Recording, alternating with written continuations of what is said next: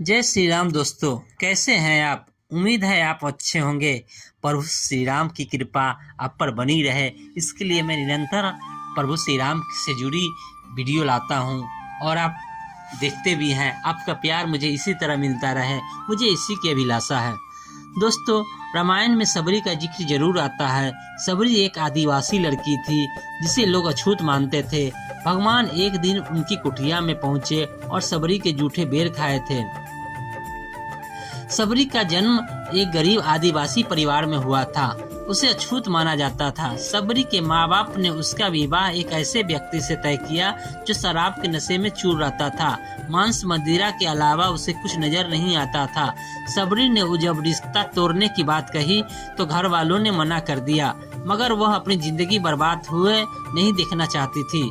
सबरी शादी से ठीक पहले घर से भाग गई और जंगल में पहुंची। वहां जंगल में कई ऋषि मुनि तपस्या कर रहे थे। सबरी उन ऋषियों के लिए जंगल से लकड़ियां, हवन की अन्य सामग्री और खाने के लिए फल तोड़कर लाती थी। सभी ऋषि उसके काम से खुश थे। अचानक एक दिन ऋषि मुनियों को पता चला कि सबरी एक अछूत आदिवासी। उसके बाद भी सभी ऋषियों ने सबरी से किनारा कर लिया। सबरी जिस तालाब में जल लेने जाती थी, ऋषियों ने वहां से पानी लेना भी बंद कर दिया। आखिर में ऋषि मतंग ने उन्हें अपनाया और शिक्षा दी। उन्होंने सबरी को अपनी बेटी की तरह रखा। जब वे बूढ़े हो चले तो उन्होंने सबरी को पास बुलाया और कहा कि एक दिन भगवान राम तेरी कुटिया में अवश्य आएंगे और खुद तुम्हें संसार से मुक्त करेंगे। यह कहकर ऋषि मतंग चल बसे। इसके बाद सबरी अकेली अपनी कुटिया में रहने लगी। वह रोजाना बाग से फूल और बेर तोड़कर लाती, फूलों से कुटिया को सजाती और राम का इंतजार करती। वह बेर को चखकर देखती कि वह बेर मीठे हैं या नहीं। यह सिलसिला कई सालों तक चलता रहा। समय के साथ सबरी का शरीर भी जवाब दे रहा था। एक दिन राम अपने छोटे भाई लक्ष्मण के साथ सीता की खोज में वन में भ्रमण कर रहे थे। राम को प्यास लगी तो उसी तालाब के पास पहुंचे। कुछ ऋषियों ने राम और लक्ष्मण को सरोवर की तरफ जाते देखा तो रोक दिया।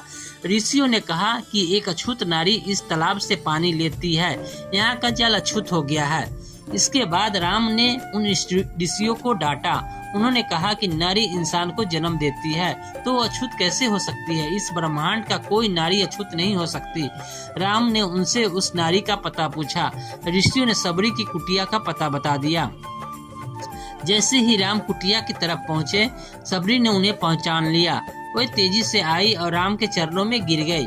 इसके बाद सबरी ने राम और लक्ष्मण दोनों को प्यार से आवभगत की। उन्होंने अपने मुंह से चखे हुए बेर परोसे।